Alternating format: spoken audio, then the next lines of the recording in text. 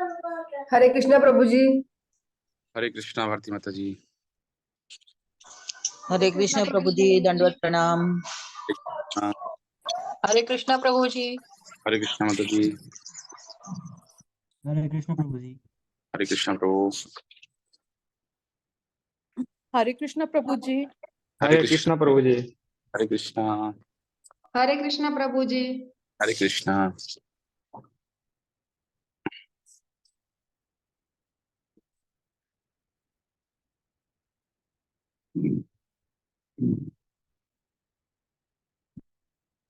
ओम अज्ञानतिमिरान्धस्य ज्ञानाञ्जनशलाकया चक्षुरुन्मिलितं येन तस्मै श्रीगुरुवे नमः।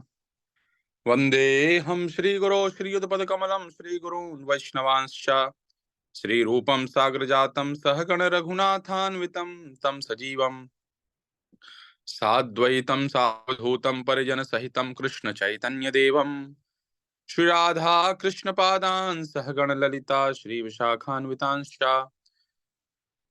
नमो ओं विष्णुपादाय कृष्णपृष्ठाय भूतले श्रीमते भक्तिवेदांत स्वामिन् इति नामिने।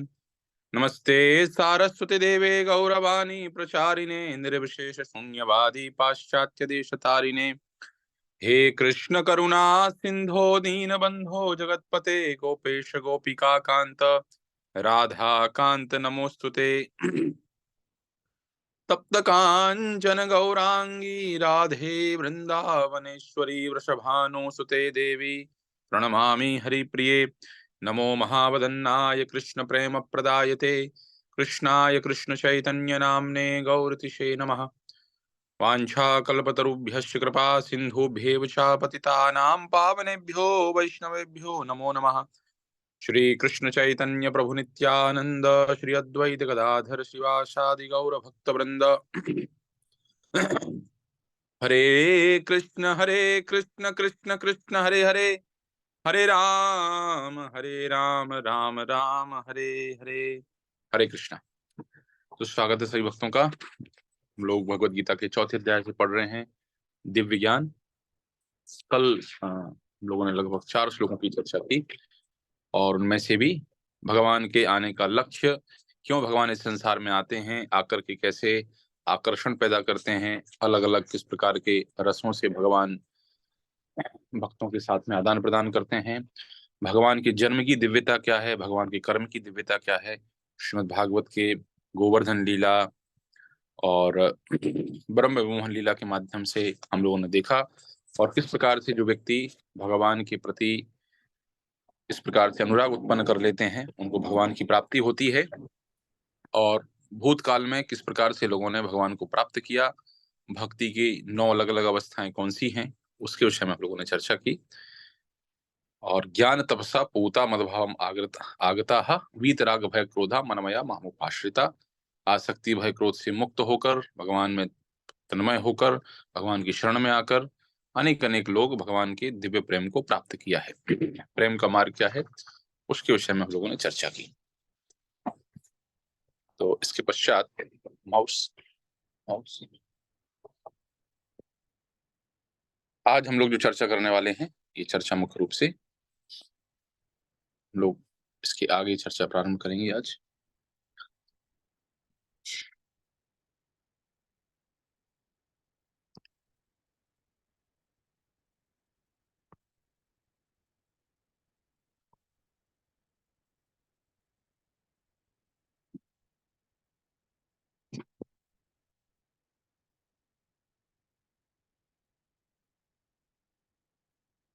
ये यथा मां प्रपद्यन्ते तथैव भजाम्यहम् मम वर्तमानुवर्तन्ते मनुष्याः पार्थ सर्वशः। तो क्या व्यक्ति भगवान हर व्यक्ति को प्रेम ही प्रदान कर देते हैं? उस व्यक्ति के अनुसार ही भगवान व्यवहार करते हैं। तो भगवान कहते हैं जिस भाव से सारे लोग मेरी शरण ग्रहण करते हैं उसी के अनुरूप मैं उन्हें फल देता हूँ। हे पार्थ, प्रत्येक व्यक्ति सभी प्रकार से मेरे पथ का अनुगमन करता है। जो व्यक्ति जिस भाव से भगवान के साथ आदान प्रदान करना चाहता है, जो वस्तु चाहता है, उसी प्रकार से भगवान उस भक्त के साथ में आदान प्रदान करते हैं। कोई व्यक्ति चाहता है कि हमें प्रभु धन की प्राप्ति हो जाए, ठीक है, चतुर्विधा भजन्ते माम जना श्री अर्जुना। आरती अर्थार्थी जिज्ञासु ज्ञानी चापकदर्शभा। जो ज्ञान की खोज में आते हैं उनको ज्ञान प्राप्त होता है, जो धन की खोज में आते हैं उनको धन की प्राप्ति होती है। जो जिस भाव से जिस वस्तु को प्राप्त करने के लिए आता है उसको भगवान वो वस्तु प्रदान करते हैं। लेकिन अंततः बात यही है कि व्यक्ति खोज कृष्ण को ही रहा है। तो इसमें अनेक अनेक स्तर हैं, सकाम कर्मी हैं, ज्ञान मार्गी हैं, कर्मयोगी हैं, ध्यान योगी हैं और भगवान के भक्त हैं। 3 प्रकार की अनुभूतियां बताई गई हैं। वदन्ति तद्विदस्तत्त्वं यद् ज्ञानम् अद्वयम् ब्रह्मेति परमात्मेति भगवानेति सत्यते। एक प्रकार के लोग हैं जो सकाम कर्म भगवान से कुछ फल की प्राप्ति चाहते हैं। ऐसे लोगों से भगवान आदान प्रदान करते हैं। ठीक है, चलो तुम्हें ये चाहिए, चलो तुम्हें ये देंगे। भागवत में कहते हैं अकामः सर्व कामो वा मोक्ष कामदारधि तीव्रेन भक्ति योगेन जेतः पुरुषः परम।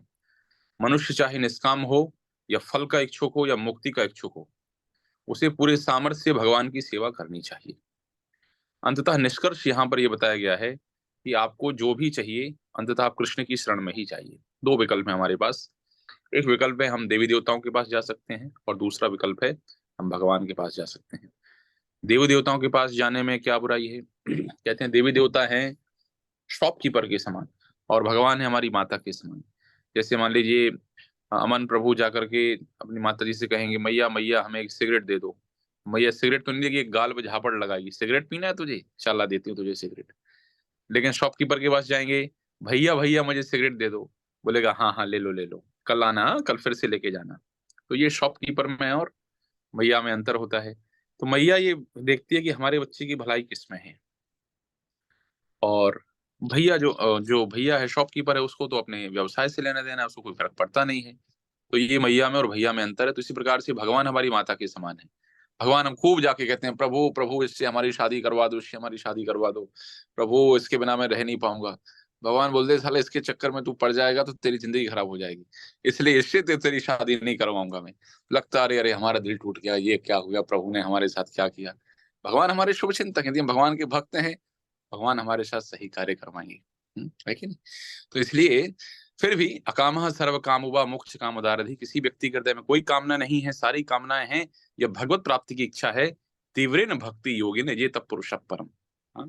हमें कृष्ण की ही उपासना करनी है, भगवान के पास ही पहुंचने का प्रयास करना है, यही हमारा प्रयास होना चाहिए। और प्रेम के संबंध में मांगने का प्रश्न ही नहीं होता है। जब प्रेम की बात आती है, बसंती माता जी हैं, बसंती माता जी का बच्चा है, तो उसको कहने की आवश्यकता नहीं है मैया मैया मैं स्कूल से आ रहा हूँ, मेरे लिए भोजन बना करके रखना। क्या कहने की आवश्यकता है? मैया तो खुद ही ख्याल रखेगी कि बच्चा आएगा, सुबह से गया है, सुबह 7 बजे निकला था, 2 बज रहे, भूख लग रही है उसको बोलने की आवश्यकता नहीं है। तो जहां प्रेम का संबंध होता है, प्रेम के संबंध में मांगने का और देने का तो प्रश्न ही नहीं होता, मांगने का तो प्रश्न है ही नहीं। बल्कि प्रेम प्रेम तो वही है ना जहां पर बिना मांगे काम चले, जहां मांगने से काम चले वो तो व्यापार हो गया। तो जहां प्रेम होता है वहां पर ये मांगने इत्यादि की आवश्यकता पड़ती ही नहीं है। तो इसी प्रकार से भगवान के प्रेमी जब हम बनने की बात करते हैं तो वहां पर एक ही चीज होती है, वो होती है भगवान के प्रति पूर्ण शरणागति। प्रभु जैसे आप रखेंगे, जहां आप जो करेंगे, जहां ले चलेंगे, जैसे आपको रखना है, हम आपके हैं, अब आपको जो करना वो करिए। हम तो ये जो पिछला श्लोक बताया गया है, यह मुख्य रूप से यही चर्चा की जा रही है कि अंत में हमारा लक्ष्य तो प्रेम ही है, लेकिन भगवान कहते प्रत्येक व्यक्ति सभी प्रकार से मेरे पथ का अनुगमन करता है। इस संसार में कुछ ऐसा है नहीं जो भगवान से अलग हो। यहाँ तक कि जो भौतिक सृष्टि भी आप देख रहे हैं ना, ये भी भगवान की ही बनाई हुई है। कृष्ण से स्वतंत्र संसार में कुछ है ही नहीं, चाहे भौतिक हो चाहे आध्यात्मिक हो, लेकिन मार्ग तो हम अनुगमन कर ही रहे हैं। अब एक दूसरी चीज, क्या हम इसको ऐसे समझें, यहाँ कह रहे हैं सभी प्रकार से मेरे पथ का अनुगमन करता है, इसका मतलब कि कोई व्यक्ति किसी भी मार्ग पर चले भगवान के पास पहुंच जाएगा? ऐसा नहीं है, ऐसा बिल्कुल भी नहीं है। क्योंकि ऊपर वाला जो पद है उसको छोड़ना नहीं, ये यथा माम प्रपद्यन्ते, यहाँ बात शरणागति की गई है। यदि कृष्ण के मार्ग को अपनाएंगे तब कृष्ण की ओर जाएंगे, और भौतिक इंद्रिय तृप्ति के मार्ग को अपनाएंगे तो वो प्राप्त होगी हमें। और जब कहते हैं कि मेरे पथ सभी प्रकार से मेरे पथ का अनुगमन करता है, इसका अर्थ है कि कुछ हमसे स्वतंत्र है नहीं, सब उसी प्रकार से है। और दूसरी व्याख्या क्या है इसकी? वदंती तत्विदस्तत्वम यद ज्ञानम मद्दयम ब्रह्मेति परमात्मेति भगवानिति सिद्धते। कोई व्यक्ति निराकार ब्रह्म की उपासना करता है, वो भी भगवान का ही एक स्वरूप है। कोई व्यक्ति परमात्मा की बात करता है, वो भी भगवान का ही स्वरूप है। और कोई व्यक्ति भगवत भक्ति करता है, भगवान को साक्षात उनके रूप में स्वीकार करता है, वो भी भगवान का ही स्वरूप है। तो तीन विधियों में परम सत्य की व्याख्या है, भगवान, परमात्मा और ब्रह्म। ये तीनों ही भगवान के ही तीन विभिन्न रूप हैं। किस प्रकार से तीन रूप हैं? जैसे कि सूर्य देवता, सूर्य का गोला और सूर्य का प्रकाश। हम अपने कमरे में होते हैं, सूर्य दिखाई नहीं देता, लेकिन सूर्य वहां पर होता है। इसी प्रकार से हम बाहर निकलते हैं, सूर्य के गोले को देखते हैं, लेकिन जो और बुद्धिमान लोग हैं वो समझ सकते हैं कि ये सूर्य के गोले के अंदर, हम शास्त्रों से सुना है, सूर्य देवता निवास करते हैं। तो ऐसे ही साक्षात भगवान का जो स्वरूप है वो भगवान है। भगवान के शरीर से जो ज्योति निकलती है वो ब्रह्म ज्योति है, उसको हम कहते हैं निराकार निर्विशेष ब्रह्म कहते हैं। और भगवान ही विस्तार करके हम सबके हृदय में जो बैठे हुए हैं वो है परमात्मा के रूप में। तो ब्रह्मेति परमात्मेति भगवानिति शब्दते। लेकिन ब्राह्मणों ही प्रतिष्ठा हम, इस सब का आधार क्या है? इस सब का आधार है भगवान। निर्विशेष ज्योति का आधार भी भगवान है और परमात्मा का आधार भी भगवान है। आगे कहते हैं भगवान, कांक्षतः कर्मणाम सिद्धिजन्त ये देवता क्षिप्रम हिमानुषे लोके सिद्धिर्भवति कर्मजा। इस प्रकार संसार में मनुष्य सकाम कर्मों में सिद्धि चाहते हैं, फलस्वरूप वे देवताओं की पूजा करते हैं। निस्संदेह इस संसार में मनुष्यों को सकाम कर्म का फल शीघ्र प्राप्त होता है। एकल ईश्वर कृष्ण आर्षभृत्य ईश्वर ब्रह्म कृष्ण सच्चिदानंद विग्रह अनादिर आदिर गोविंदा सर्व कारण कारणम। तो देवताओं में और मनुष्य भगवान में अंतर है। यहाँ पर इस बात को स्पष्ट किया जा रहा है कि संसार मनुष्य सकाम कर्मों में सिद्धि चाहते हैं, फलस्वरूप देवताओं की पूजा करते हैं। कई कई लोग कहते हैं भैया कि इतने सारे भगवान हैं आपके, तो हमारे तो एक ही भगवान है, हमारा तो एक ही अल्लाह है, हमारे तो एक ही क्राइस्ट हैं, आप लोगों के कितने सारे भगवान हैं? नहीं, ऐसे हो ही नहीं सकता है। भगवान अर्थात परम सत्य, और परम व्यक्त करता है कि परम दो नहीं हो सकते हैं, परम एक ही है, परम दो नहीं हो सकते हैं। अब जब परम एक ही है, परम दो नहीं हो सकते हैं, इसी शब्द की यहाँ पर व्याख्या की जा रही है कि देवी देवता और भगवान में अंतर है। देवी देवता भगवान में क्या अंतर है? देवी देवता आपके और हमारे जैसे, प्रभुपाद जी तात्पर्य में लिखते हैं, ये देवता जीवात्मा ही हैं जिन्हें विभिन्न मात्रा में भौतिक शक्ति प्राप्त है। वे कभी परमेश्वर नारायण, विष्णु या कृष्ण के तुल्य नहीं हो सकते। जो व्यक्ति ईश्वर तथा देवताओं को एक स्तर पर सोचता है वह नास्तिक या पाषंडी है। यहाँ तक कि ब्रह्मा तथा शिवजी जैसे बड़े बड़े देवता भी परमेश्वर की समता नहीं कर सकते। वास्तव में ब्रह्मा तथा शिव जैसे देवताओं द्वारा भगवान की पूजा की जाती है। शिव विरंची अनुतम। तो बात यहाँ पर यह है कि भगवान में, देवी देवताओं में यहाँ पर अंतर स्पष्ट किया गया है कि भगवान और देवी देवताओं में अंतर है। यहाँ कह रहे हैं कि कुछ लोग देवताओं की उपासना करते हैं, तो हम दोनों चीज समझने का प्रयास करेंगे। देवता और भगवान में क्या अंतर है और क्यों लोग देवताओं के पास जाते हैं। तो भगवान और देवी देवताओं में अंतर बताते हैं। जैसे आप एक सरकार, इस संसार में एक सरकार में हम देखते हैं मोदी जी प्रधानमंत्री हैं, उसके पश्चात निर्मला सीतारमण वित्त मंत्री हैं, कोई रक्षा मंत्री हैं, कोई गृह मंत्री हैं, तो ऐसे अलग अलग लोग जो अलग अलग मंत्रालय संभालते हैं, अलग अलग मंत्रालय है, लेकिन मंत्रालयों का एरिया जो है वो प्रधानमंत्री जी होते हैं। तो जिस प्रकार से एक राष्ट्र की सरकार में प्रधानमंत्री मुखिया होता है, या राष्ट्रपति अमेरिका में मुखिया होता है, और उसके बहुत सारे मंत्री होते हैं जिनके बहुत सारे विभाग होते हैं, उसी प्रकार से जैसे एक राष्ट्र में एक मुख्य मंत्री होता है, एक प्रधानमंत्री होता है, एक राष्ट्रपति होता है, और बाकी के मंत्री अलग अलग मंत्रालयों को, विभागों को संभालते हैं, ऐसे ही इस ब्रह्मांड की सरकार में, जो देवता होते हैं वो विशेष मंत्रालयों के विशेष विभागों अध्यक्ष होते हैं। जैसे कि माता दुर्गा, उनको होम मिनिस्ट्री दी गई, सबसे इंपॉर्टेंट डिपार्टमेंट, त्रिशूल लेकर के अधिभौतिक, अधिदैविक, अधिआत्मिक क्लेश, इसलिए माता दुर्गा, उनके पास सबसे important home ministry, next to PM, जो सबसे इंपॉर्टेंट डिपार्टमेंट होता है, चाहे स्टेट में हो और चाहे सेंट्रल में हो, जहां भी हो, होम मिनिस्ट्री, क्योंकि सारी पुलिस, सारे अर्धसैनिक बल उसके अंडर में होते हैं, सारी ईडी, सीबीआई, तमाम सारे लोग उसके अंडर में ही होते हैं। जहां छापा पड़वाना वहां छापा पड़वा सकते हैं। पॉइंट ये है, दुर्गा देवी बहुत शक्तिशाली हैं और दुर्गा देवी के पास होम मिनिस्ट्री है, त्रिशूल उनके हाथ में है। फिर यदि हम बात करें जल मंत्रालय की, इंद्र जी को दिया गया है, आपको वर्षा करनी है, वर्षा की व्यवस्था करनी है, वाटर सप्लाई डिपार्टमेंट इंद्र जी के पास है। वरुण देवता के पास जल विभाग है। हाँ, ऐसे कुबेर जी जो हैं वो राज्य मंत्री हैं धन के, कैबिनेट मिनिस्टर माता लक्ष्मी हैं, बाकी कुबेर जी राज्य मंत्री हैं। ऐसे होम मिनिस्ट्री, फाइनेंस मिनिस्ट्री देखें तो माता लक्ष्मी हो गई, फिर एजुकेशन मिनिस्ट्री देखें तो माता सरस्वती हो गई, और गणेश जी भी साथ में स्वतंत्र प्रभार राज्य मंत्री। ऐसे जो होते हैं, तो ये समस्त देवी देवता हैं जिनको भगवान ने जिम्मेदारी सौंपी है। और इन सबके जो मुखिया हैं, वो मुखिया हैं विष्णु। वे कभी नारायण कह दें, विष्णु कह दें, कृष्ण कह दें, राम कह दें, ये उनके मुखिया हैं, वो प्रमुख हैं उनके बीच में। तो यहाँ पर यही समझाने का प्रयास किया गया कि देव देवता और भगवान में अंतर है, ये एक नहीं है। देवी देवता जीव हैं, 3 प्रकार के तत्व होते हैं। जीव तत्व होता है, विभू तत्व होता है, और अणु तत्व होते हैं। अणु तत्व, विभू तत्व और शंभू तत्व, 3 तत्व होते हैं। तो हम सब अणु तत्व हैं और भगवान विभू तत्व हैं। लेकिन जो देवी देवता हैं ब्रह्मा तक, चींटी से लेकर ब्रह्मा तक सारे के सारे अणु तत्व ही हैं।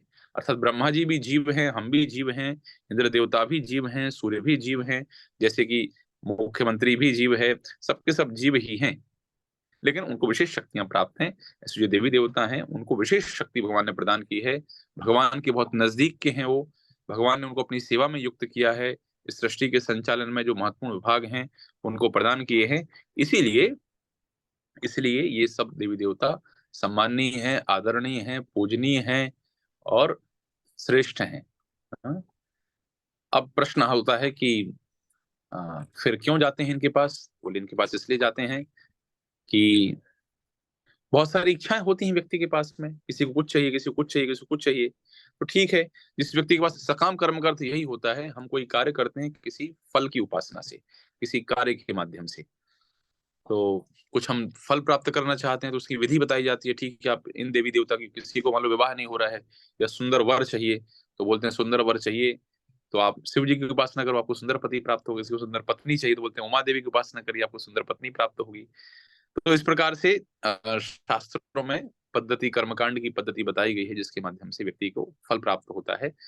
तो इसलिए लोग देवताओं के पास जाते हैं जब भौतिक कुछ उनको प्राप्त करने की इच्छा होती है, तो देवताओं के पास जाते हैं, और देवताओं के द्वारा कई बार ये भौतिक वस्तुएं शीघ्र ही प्राप्त हो जाती हैं। लेकिन देवताओं के पास इतनी शक्ति नहीं है कि वो मुक्ति प्रदान कर सके। मुक्ति सिर्फ भगवान ही प्रदान कर सकते हैं, मुक्ति देवता प्रदान नहीं कर सकते हैं। अब आपके मन में प्रश्न आएगा कि प्रभु जी फिर इसको कैसे समझें? अलग अलग लोग तो अलग अलग जगह जाते हैं, तो अलग अलग लोगों ऐसा होता क्यों है? इस प्रकार से होता क्यों है? अलग लोगों के अलग अलग विचार क्यों हैं? अलग अलग उनकी रुचि क्यों है? इस प्रकार से पद्धतियां क्यों होती हैं? तो भगवान यहाँ पर बताते हैं 13वें श्लोक में, चातुर्वर्ण्यम मया सृष्टम गुणकर्म विभागशः तस्य कर्तारम अपि मां विद्वै कर्तारम अव्ययम। बहुत महत्वपूर्ण श्लोक है। चातुर्वर्ण्यम मया सृष्टा, 4 प्रकार के वर्ण हैं, ब्राह्मण, क्षत्रिय, वैश्य, शूद्र। आधुनिक भाषा में देखें तो administrative class of people, intellectual class of people, mercantile class of people and service class of people. These are 4 different classes and they have different natures. अलग अलग लोगों के अलग अलग स्वभाव हैं। इसको 4 वर्ण कहा गया है। भगवान कहते हैं ब्राह्मण, क्षत्रिय, वैश्य, शूद्र चातुर्वर्ण्यम, प्रकृति के तीनों गुणों और उससे संबंध कर्म के अनुसार मेरे द्वारा मानव समाज के 4 विभाग रचे गए हैं। तो 4 विभाग हैं। अब आप देख लीजिए कैसे समझें हम इस बात को। सतोगुण, रजोगुण, तमोगुण, 3 प्रकार के गुण होते हैं। जिस व्यक्ति के अंदर सतोगुण की प्रधानता है उसको ब्राह्मण कहा जाता है। जिस व्यक्ति के अंदर रजोगुण की प्रधानता है उसको क्षत्रिय कहा जाता है। जिसके अंदर रजोगुण की प्रधानता है लेकिन मिश्रित तमोगुण है उसको वैश्य कहा जाता है। और जिसके अंदर तमोगुण की प्रधानता है उसको शूद्र कहा जाता है। Intellectual class, administrative class, mercantile class और सर्विस क्लास। एक विचार बात महत्वपूर्ण, इसमें 2 बड़ी महत्वपूर्ण शिक्षा है। पहली चीज, इसकी सृष्टि भगवान के द्वारा की गई है, 1 नंबर बात। दूसरी, ये जाति से नहीं है। जन्मना जाए तो शूद्र संस्कार भवित द्विजा, जन्म से सभी शूद्र हैं। जब संस्कार भवित द्विजा, जब संस्कार होता है द्विज बनता है। वेद पाठा इति विप्रः ब्रह्म जानाति इति ब्राह्मणः, ब्रह्म को जाने तो ब्राह्मण है, वेद का पाठ करे तो विप्र है, और यज्ञोपवीत संस्कार हुआ तो द्विज है, और जन्म से सब के सब शूद्र हैं। तो यहाँ पर गीता जातिवादी व्यवस्था को सपोर्ट नहीं करती है। गीता कर्म की व्यवस्था को सपोर्ट करती है कि जिस व्यक्ति के गुण ब्राह्मण के अनुसार वो ब्राह्मण, जिसके क्षत्रिय के अनुसार वो क्षत्रिय। लेकिन विवाह इत्यादि पद्धति में हमारे पास कोई दूसरी श्रेष्ठ विधि नहीं है। इसलिए हम कहते थे अपनी ही जाति में विवाह इत्यादि करना है। तो ये दूसरी भी चीज हो गई कि गीता इस बात को सपोर्ट नहीं करती है कि जन्म से कोई व्यक्ति ब्राह्मण ही हो गया। ये बात और है, जिस व्यक्ति का जन्म ब्राह्मण कुल में हुआ है, जिस व्यक्ति का जन्म डॉक्टर के परिवार में हुआ है, उसको डॉक्टर बनना आसान है। जिस व्यक्ति का जन्म न्यायाधीश के परिवार में हुआ है, उसका न्यायाधीश बनना आसान है। लेकिन कोई इसकी बात की गारंटी नहीं है कि न्यायाधीश के परिवार में पैदा हुआ बच्चा न्यायाधीश बन ही जाएगा, लेकिन उसको सुविधा आवश्यक उपलब्ध है। इसी प्रकार से ब्राह्मण घर में, तो ब्राह्मण के घर में या जातिगत क्षत्रिय के घर में पैदा हुआ बच्चा क्षत्रिय ही है। जैसे मान लो जो आज क्षत्रिय है कोई व्यक्ति, नाम धीरेन्द्र प्रताप सिंह, और दो आदमी डंडा लेके आ गए तो पीठ दिखा के भाग गए। क्षत्रिय का तो लक्षण है युद्धे चाप्य पलायनम, जो युद्ध में भागता नहीं है वो क्षत्रिय है। तो किस प्रकार के क्षत्रिय हो गई, भागना पड़ा इनको युद्ध से, तो युद्धे चाप्य पलायनम, युद्ध में। दानम ईश्वर भावश्य, दान का भाव ही नहीं है। कोई 10 रुपए लेने के लिए आ गया तो उसमें मुंह छुपा लिया, नहीं भागो भागो भागो यहाँ से भागो। तो क्या दान का स्वभाव नहीं है, तो किस बात के क्षत्रिय है ये। तो जिस प्रकार से क्षत्रिय परिवार में कोई सरनेम भले लिख रहा हो, कोई सरनेम लिख रहा हो, लेकिन स्वभाव यदि नहीं है, तो ये भगवान कहते हैं चातुर्वर्ण्यम मया सृष्टा गुण कर्म विभागशः। गुणों और कर्मों के आधार पर ही ये 4 वर्ण है, ना कि जाति के आधार पर। यही गीता की शिक्षा है। तो गुण और कर्म ही महत्वपूर्ण है, लेकिन निश्चित रूप से यदि किसी का जन्म ब्राह्मण कुल में हुआ है, ब्राह्मण के गुण स्वीकार किए हैं, तो सम्माननीय है, पूजनीय है। दूसरी बहुत महत्वपूर्ण व्यवस्था है, ये बहुत इंपॉर्टेंट श्लोक है। दूसरी व्यवस्था आप समझिए इसी श्लोक के माध्यम से। ये व्यवस्था यदि समझ में आ जाए तो अनएम्प्लॉयमेंट होगा नहीं, सारी अनएम्प्लॉयमेंट की समस्या खत्म हो जाएगी। लेकिन उसके लिए व्यवस्था सही तरीके से चलनी चाहिए। क्या है व्यवस्था? मैं क्षत्रिय, वर्ण संकरता नहीं है, शुद्ध प्योर ब्रीड मेंटेन करके रखी है। आगे क्षत्रिय कुल चल रहा है, वही जिम्मेदारी संभालेगा। आगे सोने का धंधा करने वाला, वो पीढ़ी दर पीढ़ी वही काम करेंगे, ब्राह्मण के लोग वही कार्य करेंगे। जिनकी जो व्यवस्था है, कोई बेरोजगार नहीं होगा। जो बांस के बर्तन बनाता है, जो चमड़े का सामान बनाता है, जो मिट्टी का सामान बनाता है, जो लोहे का सामान बनाता है, जो सोने का सामान बनाता है, सबको बराबर तरीके से, मेरे 4 बच्चे हुए, उनके भी 4 बच्चे, इनके 4 बच्चे, उनके 4 बच्चे, कॉन्स्टेंटली चीजें चल रही हैं। मेरे 4 बच्चे हुए और सोनी के भी 4 बच्चे हुए, अब हमारे एक एक बच्चे जो है वो 4-4 बच्चों के पास चले गए। आवश्यकता जितनी थी वही आवश्यकता, वही व्यवस्थाएं, सब व्यवस्थाएं चल रही है, कोई गड़बड़ी नहीं हो रही है। तो इससे ये जो श्लोक है, ये श्लोक बेरोजगारी की समस्या का समाधान है वास्तव में, यदि कोई व्यक्ति चातुर्वर्ण्यम मया सृष्टा गुण कर्म विभागशः को समझ ले। तीसरी महत्वपूर्ण बात, आज के इस कलिकाल के जमाने में आप में से हो सकता है बहुत सारे लोग प्रोफेशनल हैं, माताएं जॉब करती हैं, प्रभु जी लोग जॉब करते हैं। एक बड़ा डेडली कॉम्बिनेशन हो गया। जो व्यक्ति संतुष्ट है वो प्रगति नहीं कर पाता, प्रोग्रेस नहीं कर पाता है, और जो बहुत प्रोग्रेस कर रहे हैं उनके जीवन में संतुष्टि का भाव देखा जाता है, सेटिस्फेक्शन नहीं है। So satisfaction and performance, this is a deadly combination in the practical, the modern age. बहुत कठिन है। ये हमें ये श्लोक बताता है कि, और ये हमें ये भी बताता है कि how to choose our career. आपको आपके कैरियर का चुनाव कैसे करना है। आपके बच्चे होंगे, भविष्य में इस बात का ध्यान रखिए कि कैसे बच्चों के करियर का चुनाव करना है। तो ये श्लोक हमें बताता है कि हर व्यक्ति का एक विशेष स्वभाव है। मान लीजिए मुझसे किसी ने कहा होता कि भैया तुझे तो पुलिस में जाना है, और हमारा स्वभाव मान लीजिए शिक्षक बनने का है, तो क्या होगा? हम तो रोज मरते वहां पे, घुट घुट के रोज मरना पड़ता हमें। जैसे कोई आता, कुछ उपद्रव होता, हम पीछे छुप के कुर्सी के पीछे भागते। और वैसे ही मान लीजिए किसी व्यक्ति का स्वभाव छत्तीस से, उसको टीचर बना दो तो क्या करेगा? झापड़ मारेगा, स्कूल में पीट पीट के बच्चों की हालत खराब कर देगा, वहां टेरर क्रिएट कर देगा वो। तो स्वभाव कितना महत्वपूर्ण है, इसी स्वभाव को हमें समझने की आवश्यकता है। जिस दिन हम अपने स्वभाव को समझ गए, उस दिन समझ लीजिए आपने आधी जंग जीत ली, अपने सक्सेस की, अपने परफॉर्मेंस की आधी जंग जीत गए आप। तो यही स्वभाव हमें समझने की आवश्यकता है। और एक स्वभाव हमारे अंदर प्रोमिनेंसी में होता है, उस स्वभाव को हमें समझना है, और उस स्वभाव को समझ के ही उसके अनुसार हमें अपने कार्यों में लगना है। उसका परिणाम ये होगा कि हम संतुष्ट रहेंगे। उदाहरण के तौर पर किसी की रुचि संगीत में है, और उसको आप बोलो कि आप व्यवसाय कर लो, वो संतुष्ट नहीं रहे। संतुष्टि उसको तभी आएगी, धन कम कमाएगा, नहीं कमाएगा, महीने का 50,000 30,000 कमाएगा, लेकिन उसके जीवन में जो संतुष्टि रहेगी ना, जो आनंद रहेगा, उसकी कोई समता, कोई तुलना नहीं है। तो ये बहुत महत्वपूर्ण है। तो भगवान ने ये मानव समाज के 4 विभाग रचे हैं, ब्राह्मण क्षत्रिय वैश्य शूद्र।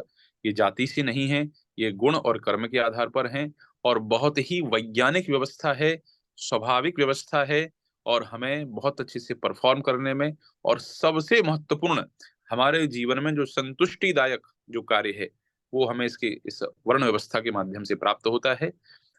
आधुनिक जो वर्ण व्यवस्था है अपभ्रंश है मूल वर्ण व्यवस्था का, तो ये इसकी रचना करने वाले भगवान ही है। तो प्रश्न होता है कि भगवान ने रचना करी, तो रचना करने वाला व्यक्ति सामान्य रूप से क्या होता है कि अ, भगवान भी इसी इसी के अंदर आते हैं। प्रश्न ये उठता है, भगवान भी इसी व्यवस्था के अंदर है।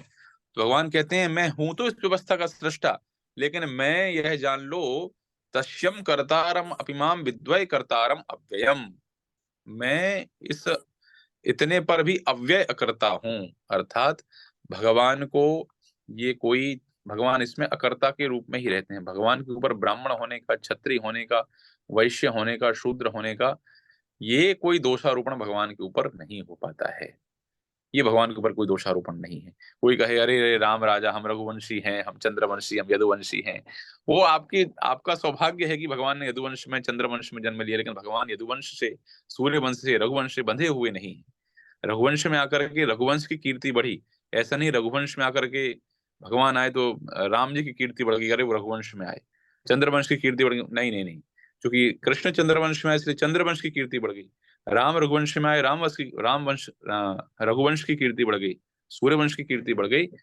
तो बात यहाँ पर यही है कि भगवान इन समस्त व्यवस्थाओं से परे हैं। न भगवान ब्राह्मण, न क्षत्रिय, न वैश्य, न शूद्र। भगवान के अवतार तो देखिए कहाँ कहाँ पहुंचे। मत्स्य के रूप में पहुंच गए, कच्छप के रूप में पहुंच गए, हंस के रूप में पहुंच गए, नरसिंह के रूप में पहुंच गए, वराह के रूप में पहुंच गए। तो भगवान ये सब व्यवस्था से, भगवान के ऊपर ये सारी व्यवस्थाएं कार्य नहीं करती हैं। तो ये जो चातुर्वर्ण की प्रणाली है ये बहुत ही श्रेष्ठ पद्धति है। और लेकिन एक, हम जब भगवान की भक्ति करते हैं, भगवान की शुद्ध भक्ति हम करते हैं, तो भगवान की शुद्ध भक्ति करने वाला व्यक्ति इन चार वर्णों से भी ऊपर, जिसको हम वैष्णव कहते हैं, ब्राह्मण से भी श्रेष्ठ स्तर है किसका? वैष्णव का। वो वैष्णवता को प्राप्त होता है, भगवान का शुद्ध भक्त होता है। कर्म के विषय में आते हैं। अच्छा, पहले भगवान का जन्म कर्म चामे दिव्य, हमारे जन्म कर्म दिव्य हैं। अब भगवान के जन्म कर्म दिव्य हैं, किस प्रकार से हैं?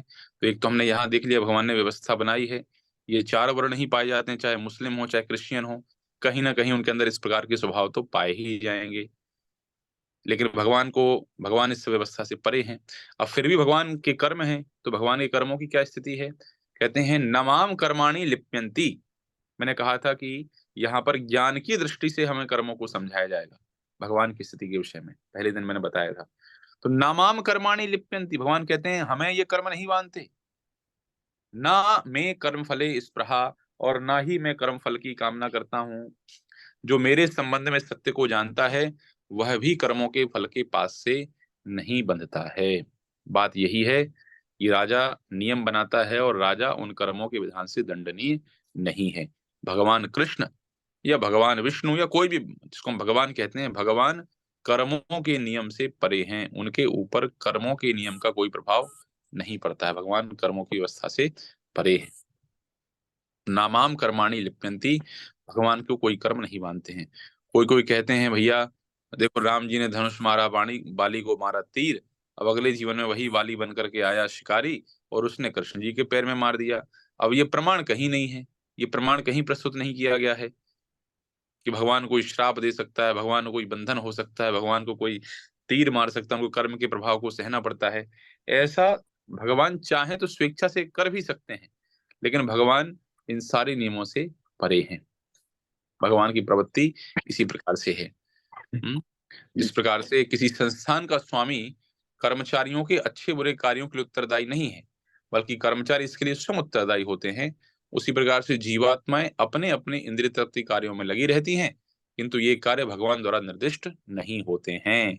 अब एक बड़ी महत्वपूर्ण बात आती है, कोई कहेगा अच्छा ऐसा है क्या, भगवान को कर्म नहीं मानते हैं, ठीक है, और व्यक्ति अपने अपने कार्यों में लगा रहता है, और अपने अपने कार्यों में लगा रह करके तो हम एक और तो हम ये कहते हैं, जैसे यहाँ कहते हैं कि एक और तो हम ये कहते हैं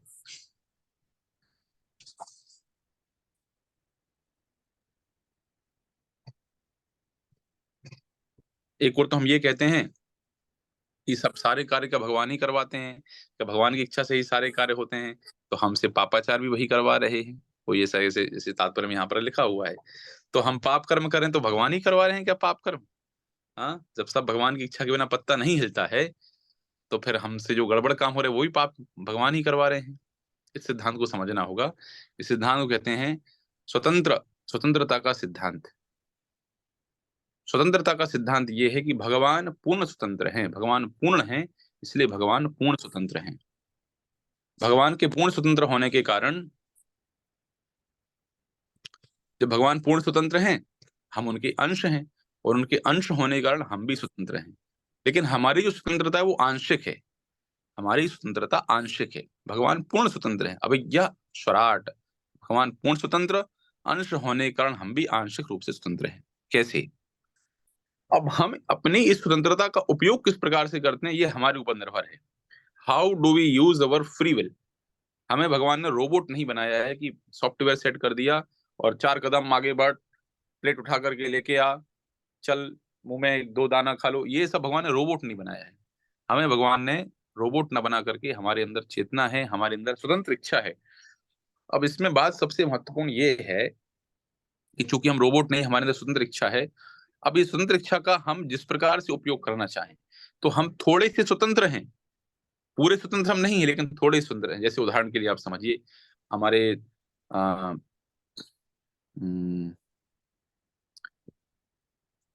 कौन है,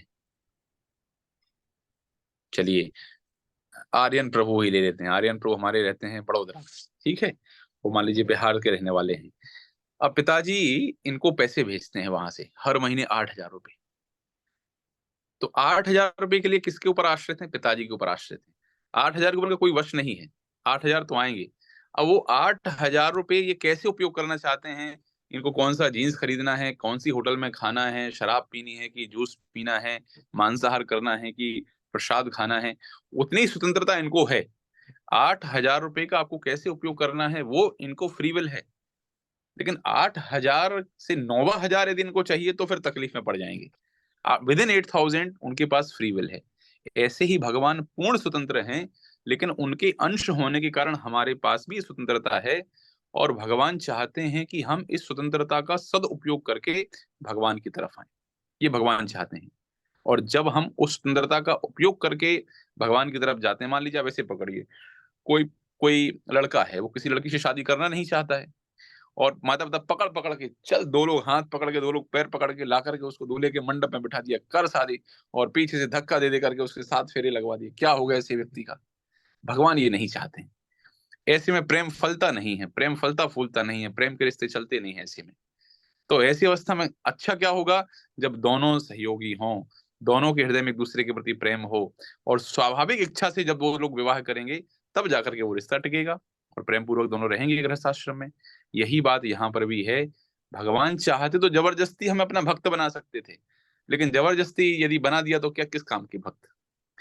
जब हम अपनी स्वतंत्र स्वतंत्र इच्छा का सदुपयोग करके भगवान की ओर अपना मुख मोड़ेंगे, भगवान के चरणों का आश्रय ग्रहण करेंगे, भगवान के शरणागत होंगे, इसलिए भगवान ने हमें स्वतंत्रता प्रदान की है। Now it's up to us, we use this free will in the right direction, और we choose the right path by using this free will, that is up to अस।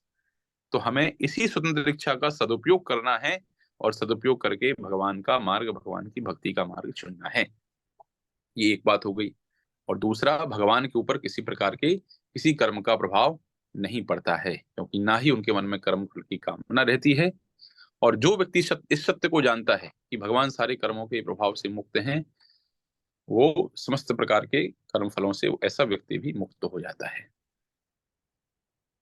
आगे कहते हैं 15वें श्लोक में, एवं यात्वा कृतम कर्मा पूर्व अपि मोक्ष भी पूर्व कर्म तस्मात् त्वं पूर्वै पूर्वतरम कृतम। प्राचीन काल में समस्त समस्त मुक्त आत्माओं ने मेरी दिव्य प्रकृति को जान करके ही कर्म किया, अतः तुम्हें चाहिए कि उनके पद चिन्हों का अनुसरण करते हुए अपने कर्तव्य का पालन करो। तो यहाँ पर प्रभुपाद जी बड़ी सुंदर चीज लिखते हैं कि किस प्रकार से हमें इस मार्ग में आगे बढ़ना है। कहते हैं, तुम्हें चाहिए कि उनके पद चिन्हों का अनुसरण करते हुए अपने कर्तव्य का पालन करो। यदि हमें किसी मार्ग में आगे बढ़ना है, किस प्रकार से कर्म करना है, किस प्रकार से कोई भी फील्ड है, उस फील्ड में हमें कैसे आगे बढ़ना है, इसके लिए बहुत आवश्यक है कि जो पहले के पद चिन्हों का पालन करते हुए एक भक्ति में कैसे हम प्रभावी बने, भक्ति हम कैसे अच्छे से करें, उसमें आता है उत्साहात निश्चयात धैर्यात तत्त कर्म प्रवर्तनात् संग त्यागात सतो वृत्ति। संग तत्त कर्म प्रवर्तनात् सतो वृत्ति। सतो वृत्ति का अर्थ है इस प्रकार के कार्यों में लगना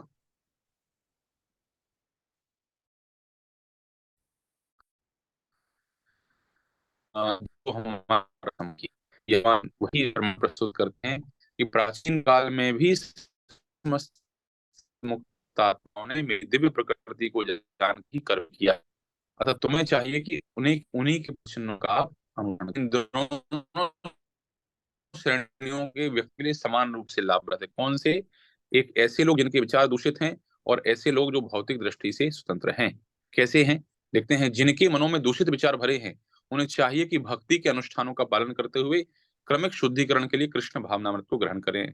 और जिनके मन पहले ही अशुद्धियों से स्वच्छ हो चुके हैं वे उसी कृष्ण भावनामृत में अग्रसर होते रहें, जिससे अन्य लोग उनके आदर्श कार्यों का अनुसरण कर सकें और लाभ उठा सकें।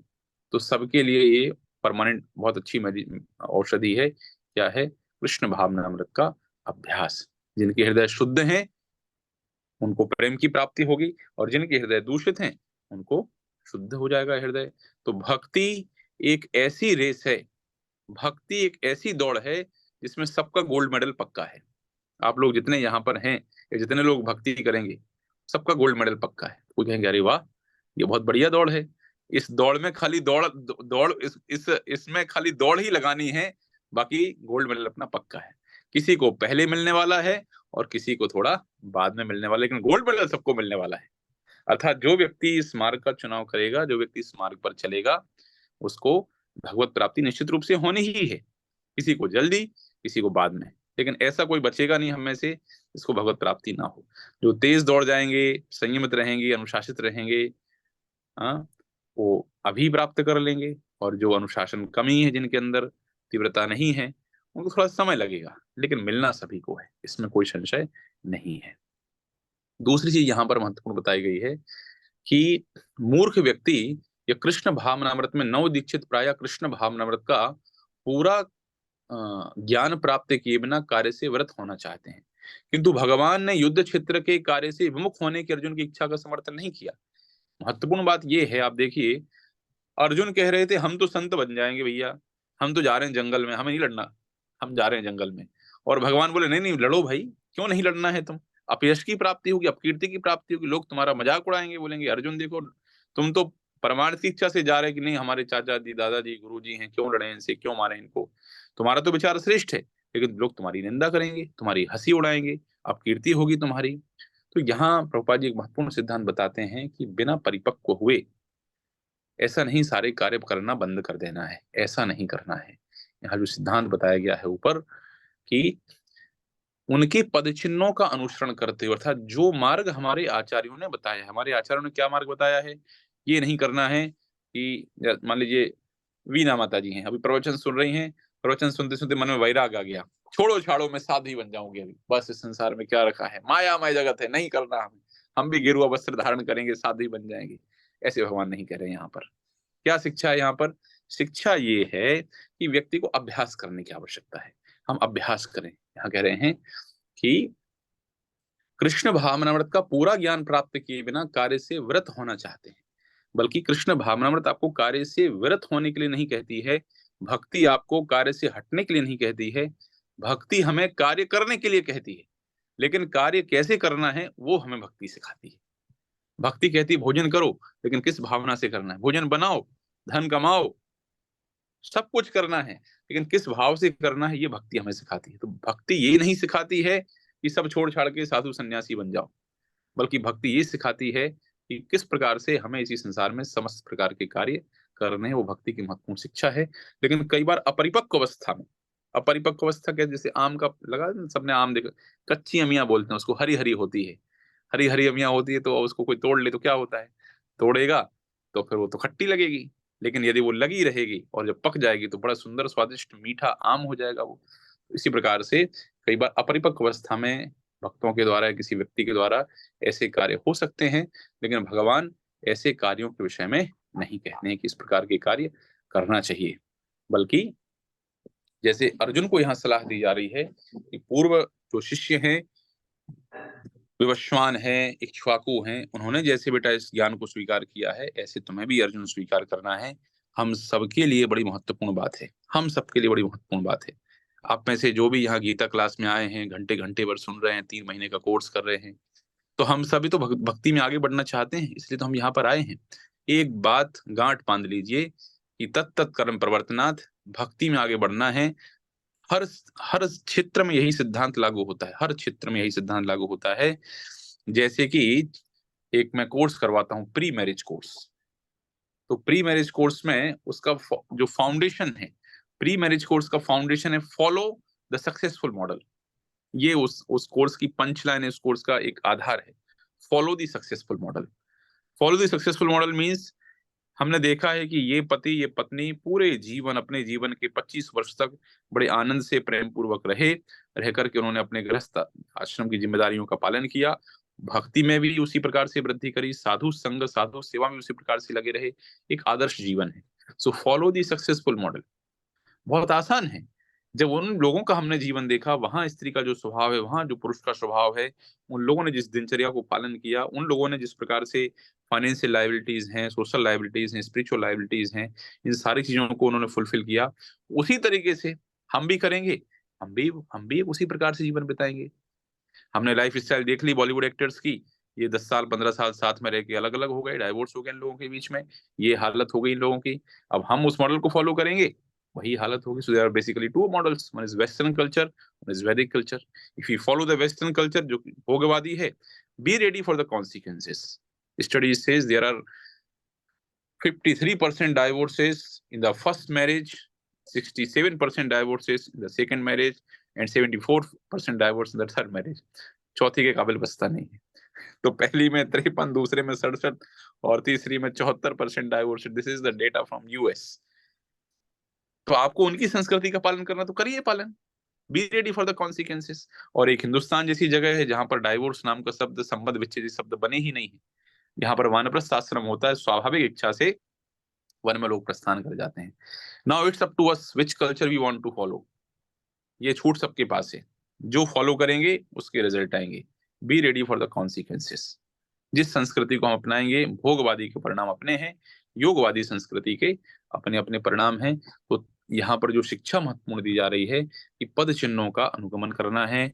हम सभी भगवान के भक्त बनना चाहते हैं। हमारे पास नारद जैसे, हमारे पास शिला प्रभुपाद जी जैसे, हमारे एकदम नजदीक में शिला प्रभुपाद जी, इनकी टीका से हम ये भगवत गीता समझने का प्रयास कर रहे हैं। इस्कॉन के फाउंडर आचार्य, अद्भुत जीवन, आप लोग जरूर पढ़ना। उनके ऊपर एक बड़ा एपिक भी बनाया गया है, अभय चरण करके, आप देखेंगे बहुत मजा आएगा आपको। हम लोग गुजराती में भी लॉन्च करने वाले हैं कुछ समय में, फिलहाल इंग्लिश में, हिंदी में, उड़िया में और बहुत सारी भाषाओं में उपलब्ध है। आप यूट्यूब पर जाएंगे, अभय चरण, अद्भुत चरित्र प्रभुपाद जी का, बहुत प्रेरणादायी, बहुत प्रेरणादायी। उनके ऊपर उनके एक शिष्य सत्य स्वरूप दास गोस्वामी ने एक किताब भी लिखी है, प्रभुपाद लीलामृत करके। उसको आप पढ़ेंगे, इतनी प्रेरणा हमें प्राप्त होगी। तो कहते हैं people don't feel inspired by hearing, but they feel inspired by watching. लोग इंस्पायर इससे फील नहीं करते हैं कि कोई उनको बहुत बता रहा है। जैसे मैं इतनी चीजें बता रहा हूँ, थोड़ा आप एक आध दिन के लिए इंस्पायर होंगे, लेकिन जब आप देखते हैं भक्तों को प्रैक्टिस करते हुए, they are practicing those principles in their life, that inspired them, वो उनको प्रेरित करता है। तो ऐसे भक्तों के जीवन को जो हम देखते हैं कि टीका में तो प्रभुपाद जी ने जो लिखा है सो लिखा है, उनका जीवन भी गीता के अनुसार ही चल रहा है। इसको कहते हैं चलता हुआ शास्त्र कहते हैं इसको हम। उनका जीवन जो आचार्य, इसको आचार्य कहा जाता है। तो यही शिक्षा यहाँ पर महत्वपूर्ण है कि हम सब भक्त बनना चाहते हैं, तो हमें भक्त बनने के लिए क्या करना है। हमारे पूर्ववर्ती आचार्य जो सबसे नजदीक में हमारे शिला प्रभुपाद जी हैं, उनके सानिध्य में रह करके, उनके अनुगत्य में रह करके हमें भक्ति करनी है। और ये एकदम बात सत्य है। आप कोई भी फील्ड ले लीजिए, बिना अनुगत्य बने व्यक्ति सीख ही नहीं सकता है। बिना एक अच्छा शिष्य बने कोई व्यक्ति ना अच्छा संगीत सीख सकता है, ना अच्छी फिजिक्स सीख सकता है, ना केमिस्ट्री सीख सकता है, ना कुकिंग सीख सकता है, ना डांस सीख सकता, कुछ नहीं सीख सकता। इसी प्रकार से बिना अच्छा शिष्य बने व्यक्ति इस आध्यात्मिक विज्ञान को भी नहीं सीख सकता है। यही भगवान यहाँ पर कहने का प्रयास कर रहे हैं कि तुम्हें चाहिए कि उनके पद चिन्हों का अनुसरण करो। किसके? उन समस्त मुक्त आत्माओं के, जिन्होंने मेरी दिव्य प्रकृति को जान करके ही कर्म किया है। अर्थात उन्होंने जिस प्रकार से परीक्षित ने जैसे कर्म किया, यहाँ हमारे लिए, हम अपने लिए कहें यदि और इनके लिए यदि कहें, तो उनके पूर्ववर्ती भरत महाराज ने जैसे कर्म किया, इक्ष्वाकु जी जिसने कर्म किया, मनु महाराज ने जैसे कर्म किया, उनके स्वभाव के अनुसार आप कर्म करिए। आप क्यों युद्ध भूमि से भाग रहे हैं? और हमारे लिए कहें तो भक्ति के जीवन में हमारे पूर्ववर्ती आचार्य, हमारे पहले के जो प्रीडेसर्स हैं, उनके अनुसार हम कर्म करेंगे। तो कभी जीवन में संशय हो तो यही विचार रखना है कि हमारे आचार्यों ने क्या कहा है, हमारे संतों का क्या जीवन रहा है, उन्होंने किस प्रकार से व्यवहार किया है, तो हमारे संशय अपने आप दूर हो जाएंगे। क्यों भाई? क्यों आचार्यों की बात जानना आवश्यक है? इसलिए आवश्यक है क्योंकि किम कर्मेति कवियो अप्यत्र मोहिताः तत्ते कर्म प्रवक्ष्यामि यत् ज्ञात्वा मोक्षसी शुभात्। कर्म क्या है, अकर्म क्या है, इसे निश्चित करने में बुद्धिमान व्यक्ति भी मोहग्रस्त हो जाते हैं।